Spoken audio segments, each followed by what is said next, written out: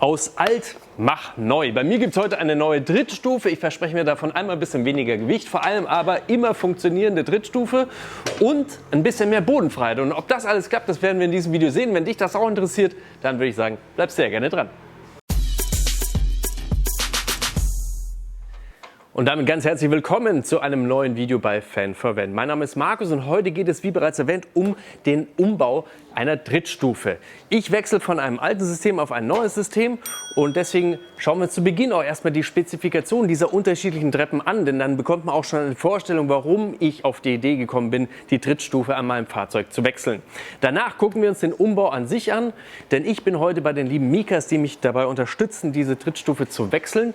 Denn alleine, bin ich ganz ehrlich, traue ich mir das nicht zu. Und zu guter Letzt kommen wir zu meinem Fazit.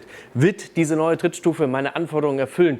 Im Sinne von ein bisschen weniger Gewicht, im Sinne von, dass sie überhaupt mal funktioniert, denn da hatte ich mit der alten Treppe immer wieder Probleme.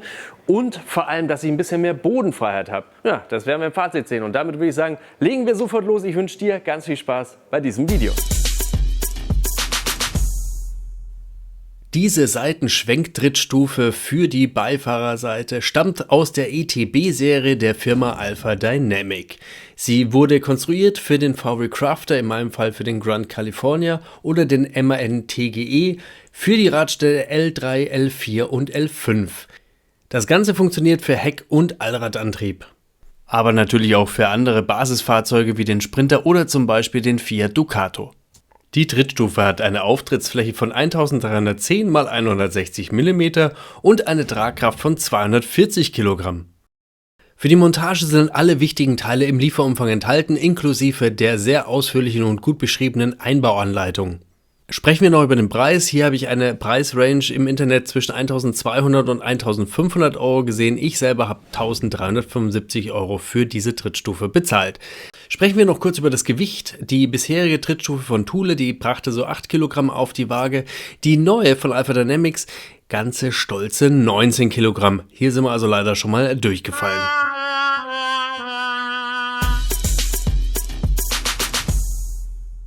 Und bevor man einbaut, muss man natürlich erst noch die alte Drittstufe abmontieren. Das war aber kinderleicht, das habe ich sogar alleine hinbekommen, sodass Mika in Anführungsstrichen nur noch einbauen muss.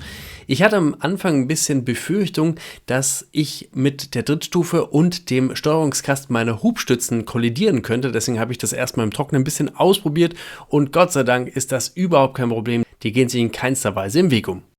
Ja, und dann ging es auch schon los. Als allererstes hat Marc mal alle Schrauben sortiert und alles zurechtgelegt. Und da seht ihr hier so kleine Nupsis und das ist super interessant, denn man braucht eigentlich nicht bohren und es sind hier so Halterungen dabei als Gegenstücke. Das bedeutet, wir konnten die in einem Loch, das schon vorhanden war, einführen, dabei fixieren und dann an der anderen Seite, an einem Loch, das auch schon vorhanden war, die Unterbodenplatte fest verschrauben. Und dafür brauchst du echt Geduld. Die hat Marc aber definitiv bewiesen. Ja, aber leider hat es nicht an allen Stellen so reibungslos funktioniert und deswegen bin ich auch so froh, wirklich in der Fachwerkstatt sowas machen zu lassen. Marc muss hier an der einen oder anderen Stelle doch noch ein bisschen nachhelfen, obwohl man eigentlich erstmal gar nicht bohren müsste. Aber ein Loch mussten wir bohren, eine Sache mussten wir ein bisschen anpassen, aber dann hat es am Ende alles hervorragend funktioniert und wir konnten dazu übergehen, die Motoren und Gelenke zu montieren.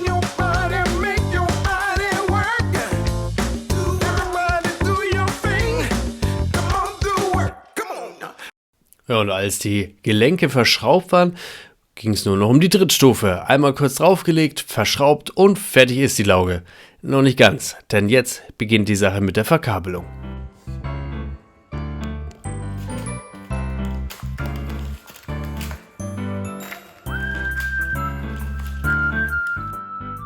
In unserem Fall hat sich die Komplexität aber in Grenzen gehalten, denn wir haben bewusst darauf verzichtet, das ganze System an das Bestehende anzupflanschen, weil ich eben nicht ganz so gute Erfahrungen gemacht habe in der Vergangenheit und deswegen verwenden wir die mitgelieferte Steuerung von Alpha Dynamic. Bevor wir das Ganze aber wirklich fest verbauen und bohren, testen wir das Ganze erstmal in einem kleinen Trockenlauf.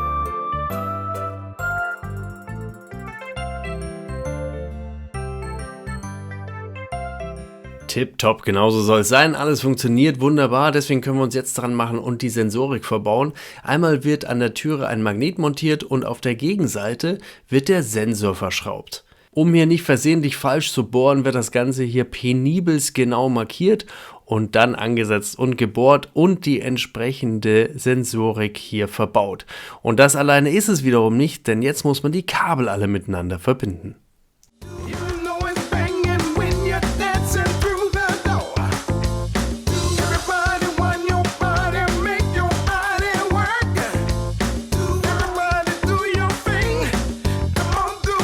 Und warum wir uns jetzt im Cockpit befinden, hat natürlich einen Grund, denn hier wird noch ein Schalter verbaut. Mit dem kann ich zum einen die Trittstufe wieder einfahren, wenn sie sich ansonsten nicht mehr einfahren lässt. Und ich kann sie auch komplett deaktivieren, sodass sie also gar nicht ausfährt, wenn ich die Türe öffne.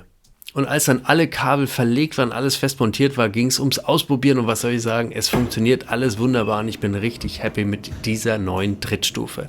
Einbauzeit wird offiziell mit 3 bis 4 Stunden angegeben, liegt aber natürlich immer an den Voraussetzungen des Fahrzeuges. Wo ist die Batterie, wie komme ich an den Strom ran, welche Kabel muss ich wo verlegen etc. Ihr wisst Bescheid, also wenn euch das interessiert, einfach vorab mal mit dem entsprechenden Fachhändler abklären.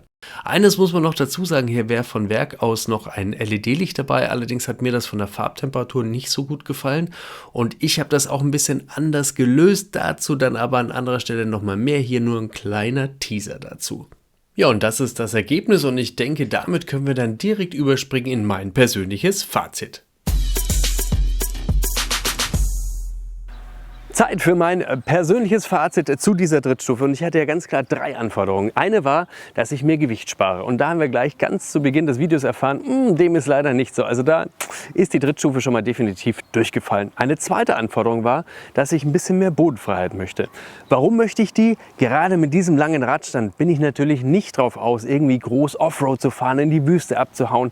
Das ist überhaupt nicht mein Anspruch. Aber allein ein hoher Randstein oder an einem Campingplatz irgendwie das Rangieren, gerade am Gardasee, wenn es recht eng ist und du dann plötzlich mal so Schwellen hast, dann wurde mir die alte Trittstufe schnell zum Verhängnis. Und da muss ich sagen, spielt die neue Trittstufe ganz klar ihre Vorteile aus. Selbst wenn ich mal irgendwo ein bisschen dagegen stoße oder kurz aufsetze, habe ich den Eindruck, dass es dieser Trittstufe überhaupt nicht viel anhaben kann. Ich will es aber zugegebenerweise auch nicht wirklich weiter ausprobieren. In Zahlen ausgedrückt bedeutet das übrigens, dass wir bei der vorherigen Trittstufe so 12,5 cm in die Tiefe hatten und mit der neuen nur noch 5,5 cm. Wir haben uns also deutlich gespart.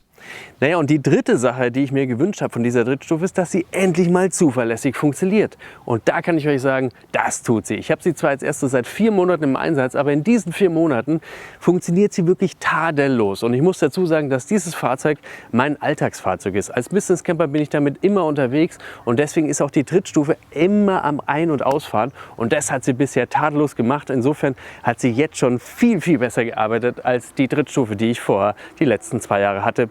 Klammer auf, nicht hatte, Klammer zu. Ja, und ich glaube, ein Grund, warum sie auch immer so tadellos funktioniert, ist, weil sie nicht so dreckempfindlich ist. Zum einen lässt sie sich einfach abwischen, klar. Aber selbst wenn ich das nicht mache und sie dreckig ist, schiebt sie sich eben nicht in eine Schublade, sondern sie schwenkt einfach nur nach unten ein. Und deswegen ist der Dreck, der hier vielleicht vorhanden ist, nicht relevant. Naja, und dann ist noch eine Sache hinzugekommen, an die hatte ich vorher gar nicht so gedacht. Und zwar ist das die Optik, das Design. Mir persönlich gefällt das jetzt mit der neuen Trittstufe viel, viel besser. Ich weiß nicht, wie es dir geht, schreib das gerne in die Kommentare. Ich werde auch wirklich viel auf diese neue Trittstufe angesprochen. Also es ist anscheinend echt ein Eyecatcher.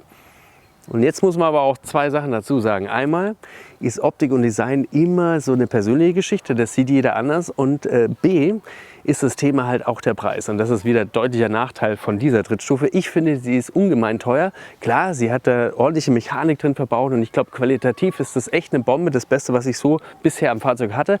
Aber da muss man sich halt auch überlegen, ob es einem das wert ist. Und da kann man ja auch sagen, bevor man sich einen Müll dran baut, machst du lieber gar nichts dran an dein Fahrzeug und nimmst dann einfach so einen Hocker. Wenn du das nicht oft brauchst, ist das tadellos und immer perfekt. Das Einzige, wovor ich euch dabei warnen möchte, ist, und ich spreche hier nur für einen Freund, natürlich niemals von mir, aber dieses Teilchen hier, das lässt du ganz oft einfach mal am Stellplatz stehen und du bist weg und 100 Kilometer später fällt dir auf, verdammt, ich habe den Hocker vergessen. Aber wenn wir uns überlegen, wie viele Hocker du dir anstatt dieser Trittstufe kaufen kannst, ja, dann machst du auch ganz viele andere Menschen glücklich. In diesem Sinne, egal mit welcher Trittstufe du unterwegs bist, ich wünsche euch allen immer ganz, ganz tolle Reisen. Das Wichtigste ist, dass ihr gesund und glücklich immer zurückkommt. Dann sehen wir uns beim nächsten Video wieder. Bis dahin, vielen Dank fürs Zusehen. Euer Markus. Ciao.